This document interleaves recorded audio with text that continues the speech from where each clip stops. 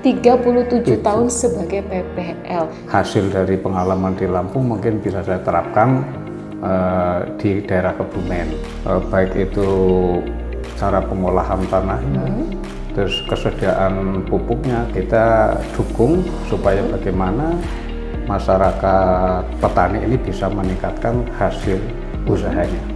Bagaimana sistem yang bisa direkayasa itu teknologinya untuk mendapatkan lebih. Itu dengan cara apa? Yaitu dengan sistem Jejar Legowo. Ada praktek setiap satu desa itu ada percontohan Jejar Legowo 1 hektar saja. 1 hektar saja. Ini sudah penambahan kalau kecamatan Karangsambung ini 14 desa. Itu berarti 3 ton. Kali setengah kali 14 sudah berapa ton penambahan? Itu aja baru percontohan. Ini baru percontohan 1 hektar. Saja. Jadi sistem Legowo itu kalau 21 berarti setelah 2 terus yang satunya dihilangkan, tapi penghilangan ini bukan berarti dihilangkan betul-betul ya, tapi diterapkan di pinggirnya. Dipindah. Iya. Dengan apa tujuan? Itu supaya dengan adanya seperti itu kalau ada gang itu sinar matahari mudah masuk. Selamat datang di panggung penyuluhan Siniar Penyuluh Pertanian Kebumen. Sahabat Tani, saat ini saya sudah bersama dengan Bapak Nasrudin dan beliau adalah Koordinator BPP Kecamatan Karangsambung. Selamat siang Pak Nasrudin. Selamat siang Bu Yuni. Oke sahabat tani, tidak lupa saya mengingatkan kepada sahabat tani semua bahwa kita harus tetap menerapkan protokol kesehatan paling tidak 3M. Yang pertama memakai masker, kedua mencuci tangan dengan sabun, dan yang ketiga adalah menjaga jarak. Dan Pak Nasrudin, kita kan sudah menjaga jarak lebih dari 1 meter ini ya. Gimana nih kalau misalkan biar ngobrolnya lebih enak, kita buka maskernya saja tentunya kalau ada kesepakatan. Oke. Boleh nggih? Boleh. Oke, silakan. Pak Nasrudin, apa kabar ini? Alhamdulillah sehat Mbak Yuni. Alhamdulillah. Ya sahabat tani, beliau adalah koordinator dari BPP Kecamatan Karangsambung. Cukup jauh juga ini saya sampai ke Karangsambung, dan akhirnya saya itu sampai ke Karangsambung ini Pak Nasrudin. Pak Nasrudin, kayaknya kita terlalu tegang apa ya? Kita santai aja nih Pak Nas ya. Atau jangan-jangan belum makan ini Pak Nas? Udah. Sudah. Oke. Bercanda ya Pak Nas.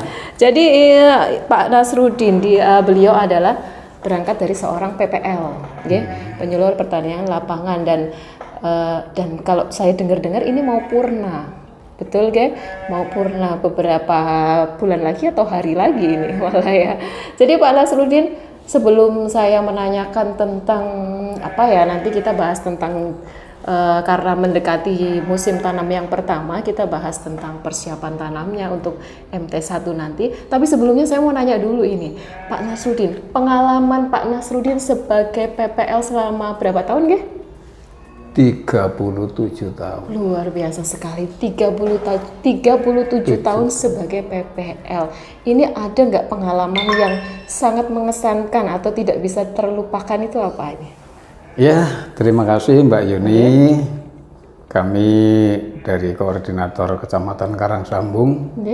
Pertama-tama kami mengucapkan syukur alhamdulillah bisa ketemu dengan Mbak Yuni dalam rangka panggung penyuluhan pertanian dalam keadaan sehat walafiat tanpa alangan suatu apapun. Mengingat kami memang sudah kurang lebih 1 bulan lagi Mbak Yuni akan mendekati pensiun per 1 November 2021. Insya Allah dengan selamat kami akan memasuki pensiun. Mudah-mudahan minta doanya seluruh teman-teman penyuluh pertanian, mudah-mudahan kami diberi kesehatan sampai akhirnya kami bisa membantu di bidang penyuluhan pertanian selanjutnya. Terus memang pengalaman kami dulu itu kan honorer, itu dari PPL honorer. Di pertama kali kami tugas di Lampung, Mbak Yuni. Di Lampung. Iya, di Lampung tahun 1984. Wah, saya baru berapa tahun itu? Ya. Terus kami diangkat tahun 1997 sampai sekarang, dan kami mulai tua kepengennya saya pindah untuk membangun daerahnya itu deh, karena sendiri. Saya asal usulnya dari Kebumen. Kami kepengen sekali mengabdikan diri ke pemerintah di bidang pertanian untuk daerah kami sendiri. Hasil dari pengalaman di Lampung mungkin bisa saya terapkan di daerah Kebumen. Insya Allah mudah-mudahan membawa barokah dan manfaat, bisa peningkatan produksi pertanian di Kabupaten Kebumen. Luar biasa sekali. Dan pindahnya tahun berapa itu Pak ya? Kalau nggak salah 2008. 2008 berarti baru kemarin ya Pak ya? Iya, 2008 kami pindah jadi masa kerja saya sekitar baru 13 tahun di Kebumen. Dan berarti di Lampung ya berarti ya? Di Lampungnya tadi itu hampir berapa tahun? Hampir 20-an tahun lebih nggih. Luar biasa sekali 20 tahun. Tapi dimanapun itu karena kita kan mengabdinya tetap kepada negara. Betul. Gitu ya Pak Nas ya. Betul. Oke, dan ini kalau jadi PPL di Lampung itu tidak jauh beda kan ya, sama di Kebumen gitu, dan yang penting ilmunya itu kan tetap diterapkan untuk tentunya untuk kesejahteraan petani walaupun di Kabupaten Kebumen ya. Ini kita mulai masuk ke kita membahas tentang begini Pak Nas, kita kan akan menghadapi persiapan musim tanam yang pertama. Ini sudah di bulan Oktober, kita sudah mungkin kalau dari segi saprodinya mungkin kita sudah siap ya, sudah menyiapkan gitu. Dan ada satu lagi yang penting gitu untuk tanamnya, mungkin ada sistem tanam. Kalau sekarang kan teknologi baru kan semakin berkembang ya Pak Nasruddin ya. Ini ada teknologi yang namanya jajar legowo gitu ya. Nah, mungkin sahabat tani di rumah ada yang belum paham, ada juga yang sudah paham tetapi belum terlalu ini dan ingin praktek itu. Nanti bisa dijelaskan dia sama Pak Nas, jajar legowo itu apa sih? Ya, terima kasih. Ini memang tahun-tahun menjelang musim tanam satu ya Mbak Yuni ya. Jadi kita persiapkan segala macamnya, baik itu cara pengolahan tanahnya, terus kesediaan pupuknya. Kemarin baru saya rapatkan mengenai RDKK, jadi rencana definitif kebutuhan kelompok tani yang menyangkut dengan pupuk. Itu memang kayaknya untuk Karang Sambung ini cukup untuk kebutuhan pupuknya. Di samping itu memang pengabdian saya itu di pertanian itu ya mensejahterakan para petani, keluarganya dalam bidang pertanian. Dalam tanda kutip pertanian ini banyak sekali, ada tanaman pangan, ada perkebunan, ada peternakan juga. Ya, ini harus kita dukung supaya bagaimana masyarakat petani ini bisa meningkatkan hasil usahanya. Di samping itu kami titip beratkan karena di sini rata-rata tanaman pangan, kami berpikir kalau semakin jauh ini kan luas lahan pertanian akan semakin kecil. Sedangkan pertumbuhan penduduk semakin tahun semakin banyak. Sehingga kita harus memikirkan kira-kira bagaimana saya bisa membantu supaya petani tercukupi dalam pangan. Otomatis kalau taniannya sedikit, terus hasilnya sedikit, nanti akan kekurangan pangan. Oleh karena itu kami mencoba sistem dengan bagaimana sistem yang bisa direkayasa, itu teknologinya untuk mendapatkan lebih. Itu dengan cara apa? Yaitu dengan sistem jajar legowo. Jadi jajar legowo itu memang sistem rekayasa teknologi untuk mendapatkan populasi tanam. Jadi dengan adanya rekayasa legowo ini sebenarnya sistem yang teknologinya Mbak Itu contohnya sekarang ada sistem tegel gitu kan. Sistem tegel itu kan misalnya ada jarak tanam 20-20, 25-25, ada yang 2,5 kali 22. Rata-rata untuk di karang sambung adalah sistem jarak tanamnya itu 22. Untuk tegelnya tadi? Untuk tegelnya. Kalau tegelnya 22, itu per hektar baru mendapatkan sekitar 196.000 per rumpun per hektar. Per hektarnya. Gitu. Tapi dengan kita mencoba rekayasa dengan adanya sistem legowo, ada sistem legowo, ada berbagai macam, ada 22, ada 21, ada 41, ada 31. Tapi kami yang coba ini kemarin yang di Seling ini 21. Sehingga kalau kita mencoba sistem jajar legowo 21, ini jumlah rumputnya akan meningkat sehingga menjadi sekitar 266 dari tadinya dari 196. Berarti ada peningkatan sekitar hampir 2/3. Hampir 2/3 gitu, lumayan. Berarti kalau kita istilahnya kalau rata-rata untuk Kecamatan Karangsambung misalnya hasil produksinya itu 5,7 per ton, itu berarti ada penambahan dengan sistem jajar legowo itu sekitar 3,5 ton atau sampai 3,8 ton.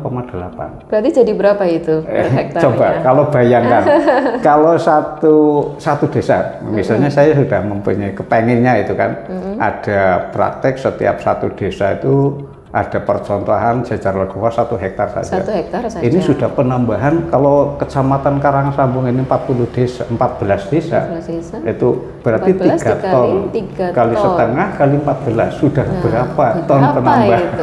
Itu aja baru percontohan. Ini baru percontohan 1 hektar. Andai saja itu, semua mau sekarang gini aja. Kalau saya kepengennya itu memang sistem itu di para teman-teman penyuluh. Ini bisa setiap desa itu satu desa 1 hektar. Satu desa 1 melaksanakan sistem jajar legowo dengan sistem 21.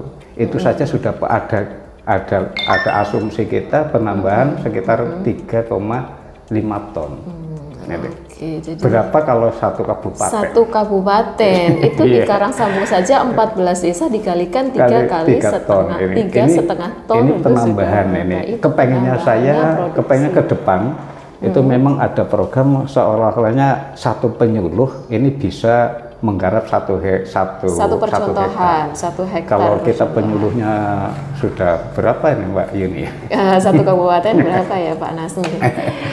Itu yang jelas kalau memang ini kan ada 450 desa ya. Kalau satu desa itu 1 hektar saja sudah penambahan produksi untuk kecamatan, untuk kabupaten sudah beribu-ribu ton.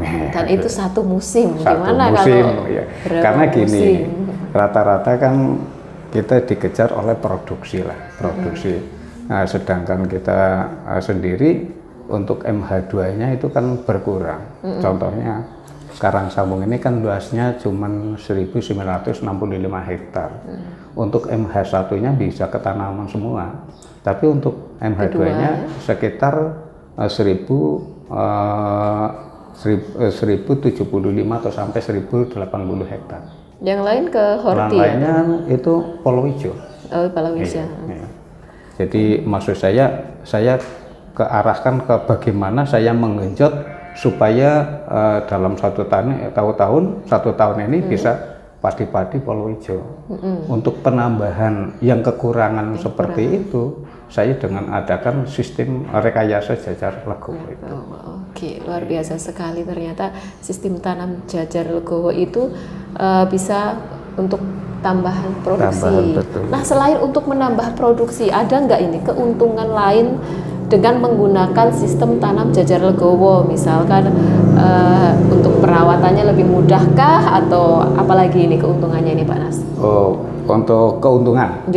Keuntungan jajar legowo ini satu, dengan adanya tanam jajar legowo ini kan jaraknya ada tambahan di tengah ya. Jadi istilahnya 1 kali 25 cm, tapi kesananya di tengah-tengah 25 cm nanti diselipin lagi. Itu ada penambahan satu rumpun. Di samping itu satu gangnya itu memang kosong, tidak ditanami. Itu.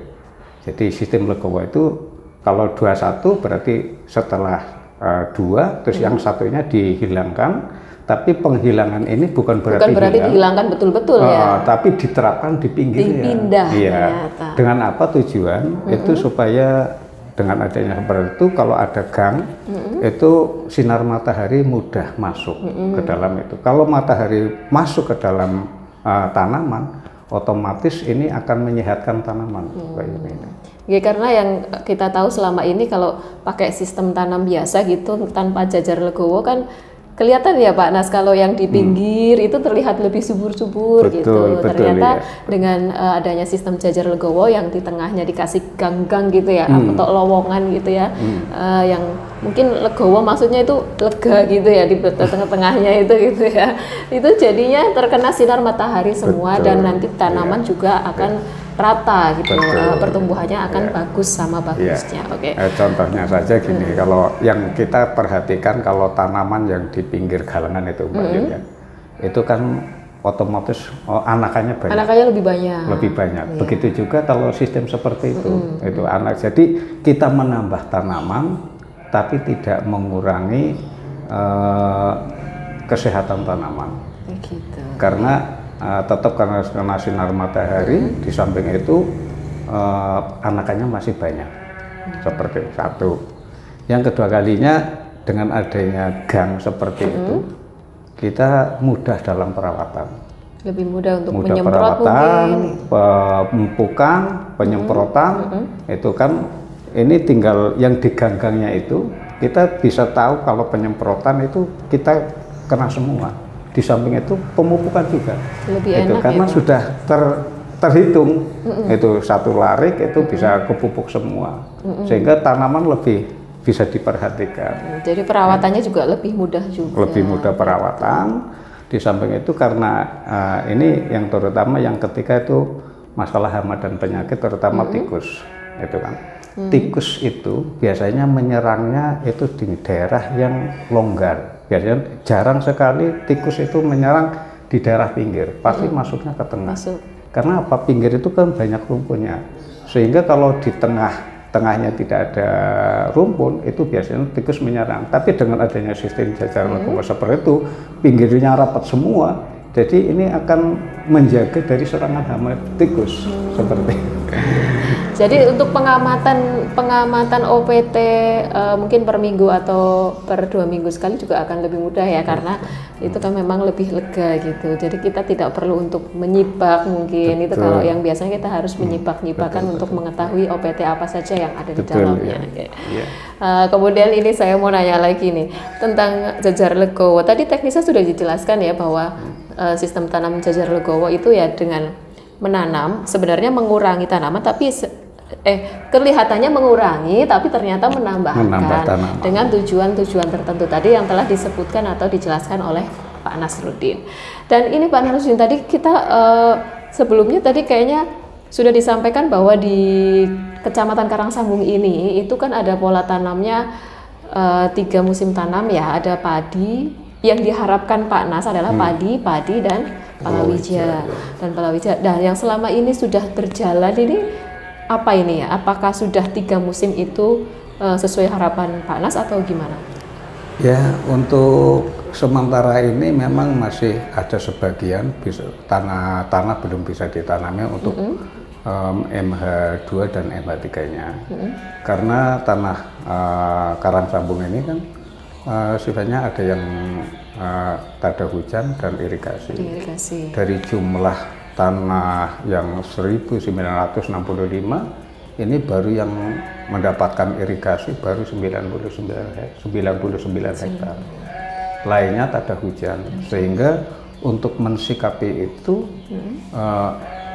kami tekankan yang di daerah irigasi ini bisa 2 kali tanam, karena ini bisa 2 kali tanam padi-padi dan palawija. Seperti daerah Seling, Widoro dan Kedungwaru, dan kebetulan Kedungwaru ini ada yang daerah tertentu yang bisa sampai 3 kali tanam. Itu ada di Wadas Malang, itu dulu itu 5 hektar itu sekitar bisa 3 kali padi. Tapi memang sebetulnya untuk SK Bupati itu memang diharapkan untuk Kebumen itu padi-padi Polowijo. Karena gitu. apa? Kalau padi-padi Polowijo ini kan yang kenapa harus diputus untuk memutuskan siklus hidup hama dan penyakit. Tapi kalau memang padi ya memang bagus ya, padi terus itu bagus, kita kekurangan kelebihan pangan, tapi sebetulnya kalau yang bagus itu memang padi-padi Polowijo. Baik itu nanti setelah padi-padi bisa ditanami jagung atau bisa ditanami kedelai. Karena untuk memutuskan siklus hidup hama dan penyakit. Oke. Jadi tadi ternyata ada yang 3 musim tanam padi semua gitu ya. Ada di desa apa Pak Nas? Itu di Kedungwaru, sekarang kayaknya masih kurang lebih nanti sekitar 1 minggu lagi ada panenan itu. Iya, betul. Ada sekitar 10 hektar itu. Di musim-musim seperti sekarang ini masih ada panenan. Ini sangat luar biasa kalau menurut saya Pak Nas, karena selama ini kan kita taunya padi itu dalam 1 tahun itu pasti 2 musim tanam itu sudah bagus gitu. Dan ternyata di Kecamatan Karangsambung ada yang sampai 3 kali tanam padi. Walaupun akan lebih baik lagi kalau pola tanamnya adalah padi Polowijo. Apalagi kalau Polowijonya kedelai ya Pak Nas ya, karena kan kita tahu dari bintil-bintil kedelainya itu kan akan menghasilkan kandungan unsur hara yang dapat menyuburkan tanah gitu. Oke, dan ini kalau misal mensikapi tadi yang musim tanam pola tanamnya 3 kali padi semua, itu kan lebih baik, tadi kan katanya lebih baik yang padi Polowijo. Ini gimana nih Pak Nas? Apakah akan tetap diteruskan 3 kali padi atau nanti ada rencana untuk biar sesuai apa tadi yang SK Bupati gitu ya? Sesuai SK Bupati bahwa untuk Kabupaten Kebumen, Perbub bahwa untuk Kabupaten Kebumen itu disarankan untuk padi Polowijo. Ini gimana mensikapinya ini Pak Nas? Ya kalau memang itu memungkinkan, itu kalau memang yang maksudnya memungkinkan itu istilahnya irigasinya bisa diatur dan petaninya mau. Itu kalau saya ya bisa padi. Soalnya apa itu memang padi itu kan makanan pokok, Mbak. Gitu kan? Jadi jangan sampai kekurangan beras lah. Gitu. Tapi ya memang harus ekstra pengamatan karena tadi ya untuk sebenarnya tujuannya untuk padi Polowijo kan untuk mengurangi pergiliran OPT-nya gitu ya. Oke Pak Nas, dan ini pertanyaan terakhir deh Pak Nas, gimana nih Pak Nas itu sudah berkecimpung di dalam dunia pertanian atau sebagai PPL selama 37 tahun ya, menjelang 37 tahun. Ini kira-kira adakah pesan dan kesan atau harapannya Bapak ini untuk pertanian kita di Kabupaten Kebumen pada khususnya? Ini harapannya gimana nih? Mau diarahkan kemana nih pertanian kita? Ya. Kalau gini ya Mbak, kalau dulu ini kan saya berawal dari penyuluh, itu kalau penyuluh itu memang kerjanya itu di lapangan. Jadi jarang sekali penyuluh yang di kantor, karena sekarang ini kan kayaknya dituntut di samping di lapangan, itu harus dituntut dengan administrasi. Seperti itu. Jadi bebannya penyuluh kan seperti itu. Andai kata itu penyuluh itu di lapangan terus, itu mungkin petani lebih dekat dengan kita, jadi untuk kita menyalurkan ilmunya lebih enak gitu kan.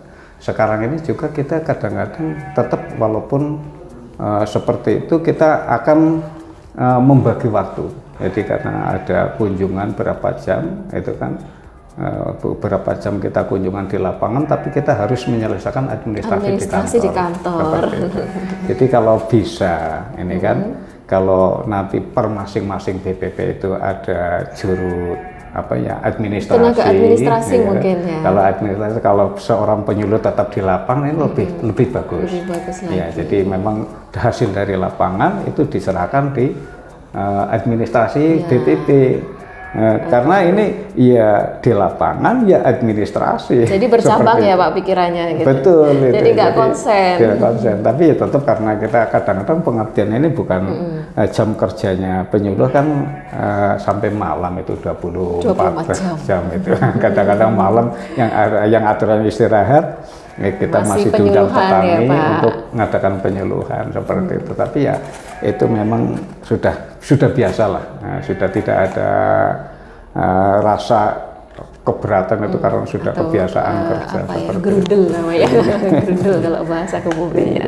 Ya jadi harapannya kalau tadi saya menangkap gitu dari penjelasannya Pak Nas bahwa harapan beliau untuk kita sebagai penyuluh gitu kan, saya juga penyuluh sih soalnya ya.